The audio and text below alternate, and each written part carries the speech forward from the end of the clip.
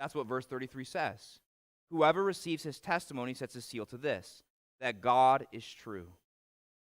Let me unpack that. If you say you believe in God, like many people will all around this world, and yet you reject Christ, and you reject his gospel, you don't really believe in God. Now, I know that's terribly offensive.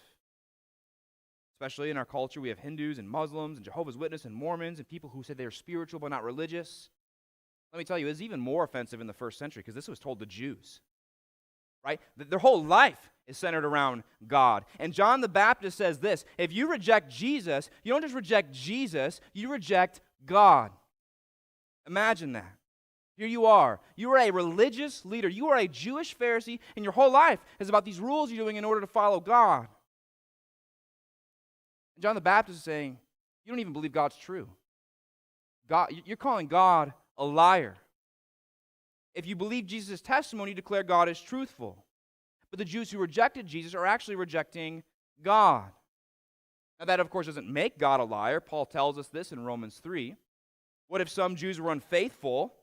Does their faithfulness nullify the faithfulness of God? By no means. Let God be true, though everyone were a liar.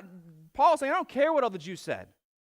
When they rejected Christ, they were rejecting God the Father. And God is true whether they receive his testimony or not, but his testimony is still true. Because when you reject the prophet like Moses, what did Deuteronomy say? Whoever will not listen to my words, this is God the Father speaking. If you don't listen to my words that he shall speak in my name, I myself will require it of him. When you do not listen to Jesus, you do not listen to God the Father. So you can't say, yeah, I follow the one true God of heaven, I just don't believe in Jesus. No, if you believe Jesus, you'll believe God the Father. And if you believe God the Father, you'll believe Jesus.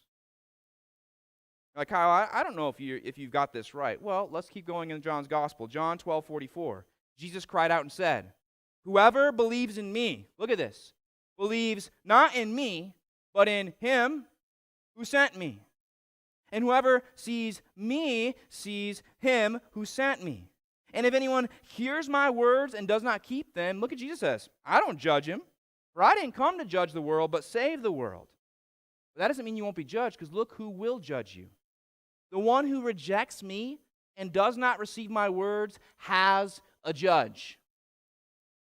And the words that I have spoken will judge him on the last day. Why are Jesus' words so important that they can judge you on the last day? He goes on, for I have not spoken on my own authority. Deuteronomy 18. But the Father who sent me has himself given me a commandment. He's told me what to say and what to speak, and I know that his commandment is eternal life. What I say, therefore, I say as the Father has told me. Church, you need to listen very carefully to me. If anyone rejects Jesus' testimony, you don't just reject Jesus. You reject God the Father. You're rejecting God. God gave him the words to say. This is God's message to humanity. It's God's message to mankind. So the idea that there's people out there who believe in the one true God and can reject Jesus, that doesn't square with what God himself has revealed to us. And so if you're here this morning and you say, I don't believe in Jesus and I don't believe in his word, I want you to know the one true God of heaven rejects you. You can't say I believe in God, but I don't believe in Jesus, because Jesus speaks the very words of God.